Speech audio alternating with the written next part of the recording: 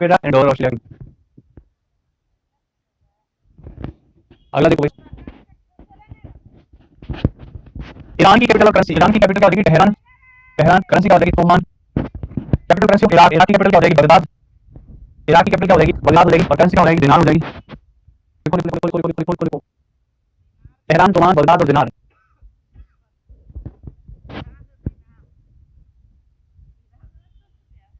Next देखो,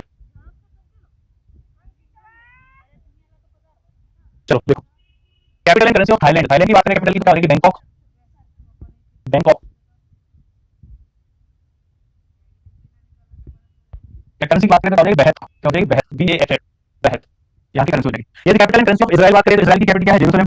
Israel की capital क्या है? जेरूसलम। जेरूसलम का सारा साल मुद्दा अभी रिसेंटली चला था जेरूसलम। टेंपल माउंट की बात करेंगे, अलग सा मौसम यहाँ पर देखने मिलता है ना। गोल्डन टेंपल था जो यहूदी लोग हैं उनका टेंपल माउंट, जो ये सेकंड टेंपल हुआ करता था उसी उसी जगह पर अलग सा मौसम देखने को मिलता है इनका। टेंपल माउंट से कहा जाता है रॉक ऑफ द चेन और रॉक ऑफ द डोर देखने को मिलता है यहाँ पर।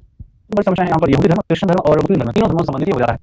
यहूदी धर्म, क्रिश्चियन धर्म और मुस्लिम धर्म तीनों धर्मों से संबंधित हो जा रहा है। तो यहाँ पर इसकी ये बात करें करेंसी की, तो न्यू शेकल इसकी करेंसी हो जाएगी। क्या हो जाएगी? न्यू शेकल इसकी करेंसी हो जाएगी। New shackle.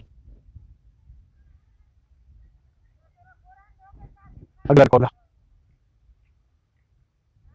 कतर की कैपिटल क्या है? कतर की कैपिटल तो दोहा है। कतर की कैपिटल क्या है भाई? दोहा है। यदि हम कतर की कैपिटल करेंसी की बात करें तो कतर की करेंसी है रियाल है। रियाल। जापान की क्या है? जापान की कैपिटल टोक्यो है। जापान की कैपिटल टोक्यो है। टोक्यो। जापान की करेंसी येन है।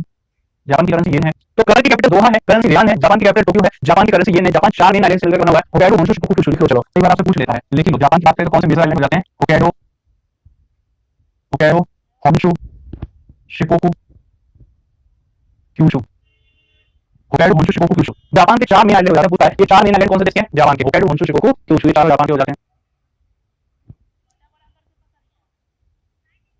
अगला देखो, तो नेक्स्ट पूछा आपसे what is the capital and currency of Saudi Arabia. Saudi Arabia की क्या हो जाती है? देखिए इसकी कैपिटल की जब आपको पूछे तो रियाल हो जाती है, आप सभी को पता है, और करेंसी की पूछे तो रियाल हो जाती है। तो रियाल एंड रियाल इसकी कैपिटल एंड करेंसी हो जाती है। नेक्स्ट पूछा what is the capital and currency of south Africa. South Africa की राजधानी आप सभी को पता है प्रिटोरिया हो जाती है। गांधी जी भी तो गए थे प्रिटोरिया। और ये आपसे पूछे कि करेंसी क्या हो जाती है, तो इसकी करेंसी आपको रैंड देखने को मिलेगी। करेंसी क्या हो जाएगी आपकी? रैंड हो जाएगी। अगला वाला बताओ, विच industry is Kanpur Uttar Pradesh famous for. अगर हम बात करें उत्तर प्रदेश का कानपुर किस लिए फेमस है, तो कानपुर तो आपको शूज इंडस्ट्री या फिर लेदर के लिए फेमस है। तो किसके लिए फेमस है? लेदर इंडस्ट्री के लिए फेमस है। Kanpur is famous for leather industry. तो लेदर इंडस्ट्री के लिए कानपुर फेमस हो जाता है, लेदर उद्योग के लिए। Next national game of India. यदि नेशनल गेम ऑफ इंडिया की बात करें तो कौन सा हो जाएगा? जो हॉकी है, जो हॉकी है, हॉकी ही तो भारत का नेशनल गेम हो जाएगा। तो नेशनल गेम ऑफ इंडिया कौन सा हो जाएगा? हॉकी हो जाएगा। नेक्स्ट है where is the red Indian tribe found. Red Indian tribe आप सभी को पता है, जब कोलंबस घूमते घूमते गया था, आपको घूमने निकला था, उसको नई दुनिया मिली, वहां पर रेड कलर के लोग देखे, तो उसने क्या कहा कि वो रेड इंडियंस है, लेकिन वो देश चल के कौन सा बना? अमेरिका बना। तो यहाँ पर रेड इंडियंस कहाँ के मूल निवासी हो जाते हैं? अमेरिका के मूल निवासी हो जाते हैं। तो red Indians are red Indians are natives of America, America के मूल निवासी हो जाते हैं। What is the minimum age for the post of president. President की पोस्ट के लिए मिनिमम एज कितनी हो जाएगी? फटाफट से लिखो, सारी करवा देते हैं यहाँ पर। एक लोकसभा के लिए, फिर राज्यसभा के लिए, फिर आपका प्रेसिडेंट के लिए। इसके बाद में हम बात करते हैं वाइस प्रेसिडेंट के लिए, वाइस प्रेसिडेंट के लिए। इसके बाद में हम बात करते हैं पीएम के लिए। यहाँ पर हम बात करेंगे विधानसभा के लिए, विधान परिषद के लिए, गवर्नर के लिए, गवर्नर के लिए, सीएम के लिए, और इसके साथ साथ हम बात करेंगे पंचायत की, पंचायत के लिए मिनिमम एज कितनी हो जाएगी। तो आपको पता है लोकसभा राज्यसभा की मिनिमम एज कितनी रहेगी? लोकसभा की 25 साल हो जाएगी और राज्यसभा की आपका 30 साल हो जाएगी।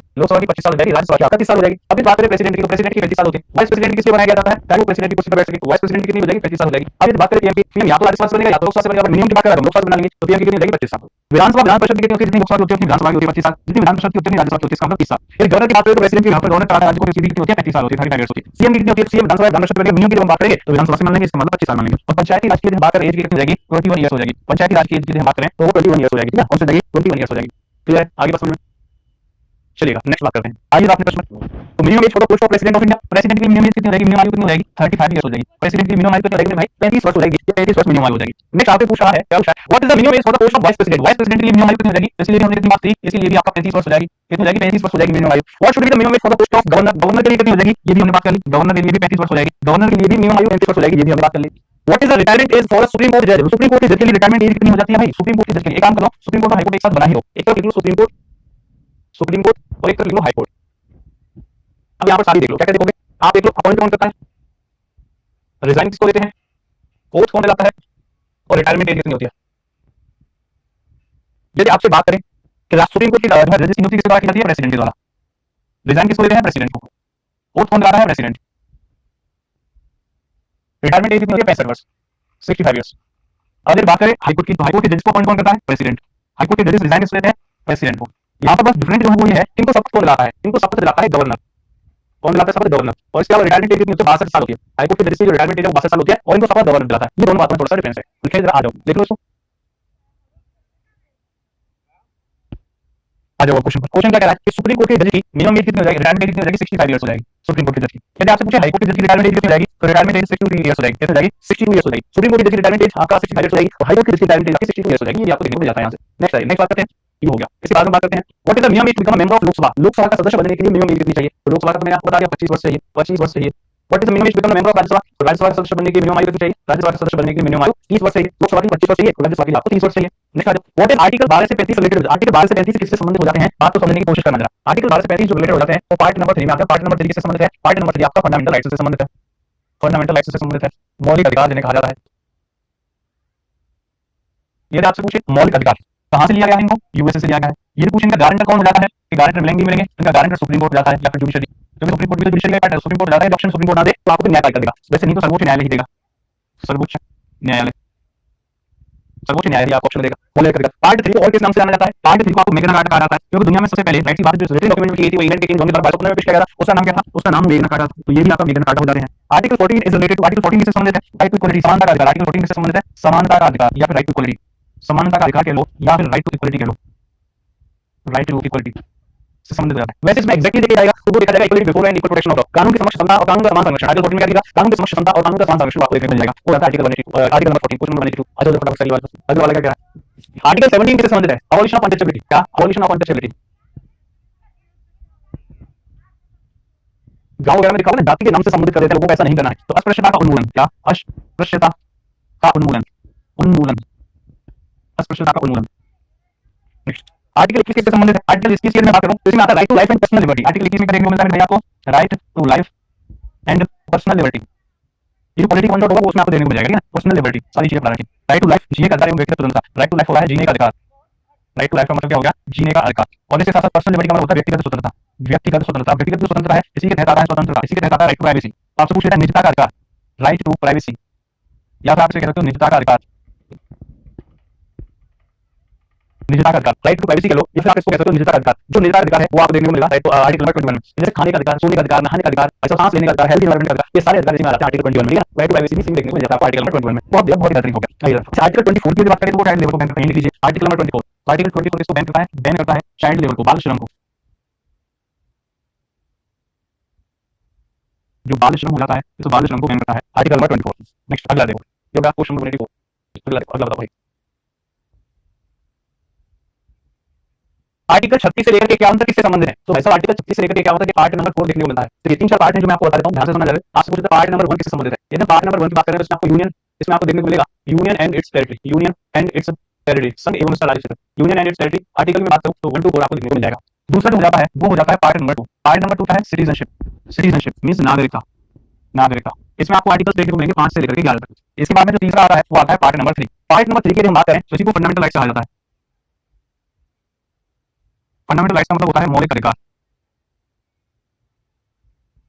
मौलिक अधिकार, और जो कि आपको आर्टिकल नंबर 12 से लेकर 35 तक देखने को मिलेगा। इसके बाद में आता है पार्ट नंबर 4। पार्ट नंबर 4 आपका डीपीएसपी से संबंधित है, जो कि आपका आर्टिकल नंबर 36 से लेकर के 51 तक देखने को मिलेगा। इसके बाद में आता है पार्ट 4A, जो कि आपको फंडामेंटल ड्यूटीज, फंडामेंटल ड्यूटीज मौलिक कर्तव्यों से संबंधित है, जो कि आपको आर्टिकल नंबर 51A में देखने को मिल जाएंगे। इसके बाद में बात करते हैं पार्ट 5 की। पार्ट 5 आपको यूनियन गवर्नमेंट से संबंधित है। पार्ट 6 स्टेट गवर्नमेंट से, केंद्र सरकार। तो आपसे जो पूछा डीपीएसपी आर्टिकल 36 से 51 तक, तो आंसर आपका जो जाने वाला है वो क्या जाने वाला है, वो आपका पार्ट नंबर 4 जाने वाला है। तो डीपीएसपी पार्ट 4 आपका कहां से लिया गया है, डीपीएसपी को आयरलैंड से लिया गया है, तो टेकन फ्रॉम आयरलैंड, इसको आयरलैंड से लिया गया। फंडामेंटल ड्यूटीज को कहां से लिया गया है, फंडामेंटल ड्यूटीज को रशिया से लिया गया है। कौन सा अमेंडमेंट एक्ट से जोड़ा गया था, 42nd कॉन्स्टिट्यूशनल अमेंडमेंट एक्ट से जोड़ा गया था फंडामेंटल ड्यूटीज को 1976 में, ठीक है। आ जाओ क्वेश्चन की तरफ आ जाओ, लिखिए क्वेश्चन की तरफ चले, लिखिए भैया क्वेश्चन की तरफ चले।